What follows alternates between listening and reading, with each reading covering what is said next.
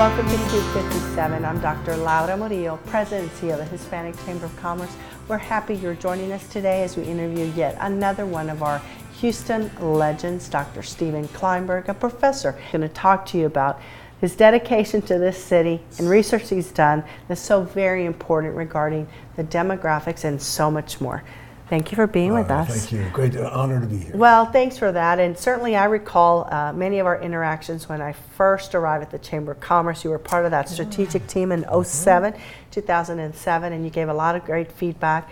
And even before then, the work you were doing with your Houston area study, which now is in what year? 37 years. I was a very young man. Yes, and you still are. And I must say, I recall in our conversation, you thought that was going to be a one-time, let me see what's out there, one-time survey. Fast forward, 37 of your years have been dedicated to that. And of course, the oil boom was going like gangbusters. We did a one-time survey, and then 2 months later, the oil boom collapsed. 100,000 jobs were lost in this booming city. Gone. So we better do the survey again. And so that's see what's happening. And then watching this remarkable city to be now at the forefront of what's happening across all of America, nowhere more clearly. And we're the model for the rest of America in many ways. First. We are. So the first time you did the survey, how many people were helping you with that survey? I had an undergraduate class of 11 students. Oh, nothing like students. And fast forward today.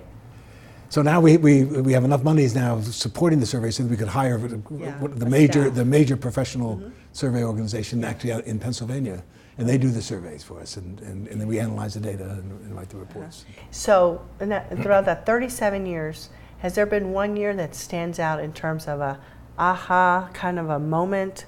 Or has it been every year probably has many ahas? Yeah, I mean, we were watching transformations occur. We're watching increasing embrace of the diversity in Houston, from the surprise and shock, who are all these people coming here, to this is who we are. Okay. And so it's been interesting to sort of watch that gradual process. We thought a question surprised us this year. We asked the question about early childhood education. We said, are you in favor or opposed to increasing local taxes in order to provide universal preschool for every child in Houston? Increasing local taxes. You asked that question, no. And we thought maybe 50, 55%, 67%, 40% strongly in favor and only 30% opposed. A recognition this is critical for the Houston future. We've got to prepare these kids to do well in school. Moment of truth in education is third grade reading. If you're not reading at third grade level in third grade, you are 4 times more likely to drop out of high school. Single most powerful predictor whether you can read at third grade level is, did you start kindergarten ready to learn to read?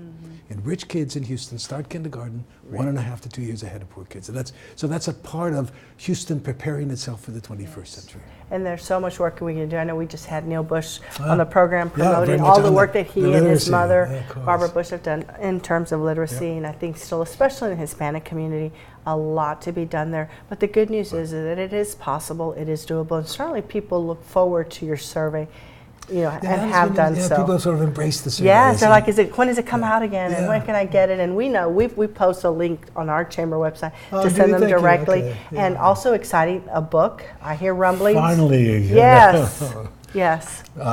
Book will be out in about this time next year. Good. 2020, just begins in 2020. Yes.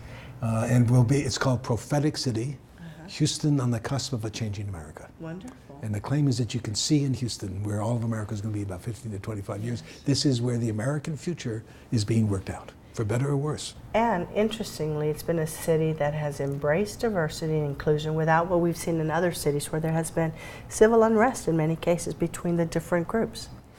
Yeah, I mean, this is a welcoming city, sort of from its beginnings. And there's something called the psychology of inevitability. There's a transformation. We're in the midst of this epic transition from an America that throughout all of our history had been an amalgam of European nationalities into becoming a microcosm of the world. Yes. The first nation in the history of the world that can say, we are a free people and we come from everywhere. Yes. And so it's a little bit of a shock, and younger Anglos take this for granted, and older Anglos are still struggling to accept.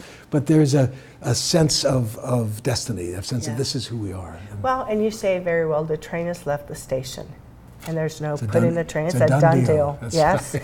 And that done deal has a particular impact on Houston, and those demographics certainly are favoring a lot of the Latino population. That's right. Well, it's particularly striking in Houston because the great growth of the city during the oil boom years was Anglos pouring into Houston from everywhere else in the country through the 70s until 1982 with the oil boom collapse, and then the Anglo population stopped growing. And all the growth of this, the most rapidly growing city in America, has been the influx of African Americans, Asians, and Latinos. And especially young kids are disproportionately Latino. That is our future. Yeah, but that growing demographic among the blacks, Anglos, and Latinos certainly is the Latino population growing at a much stronger Of pace. everybody in Harris County, Texas, under the age of 20, 51% are Latino kids. Wow. 19% are African Americans. So 70% of the Houston future is right there in those two communities. Well, we'll be back to talk more about that with Dr. Stephen Klineberg.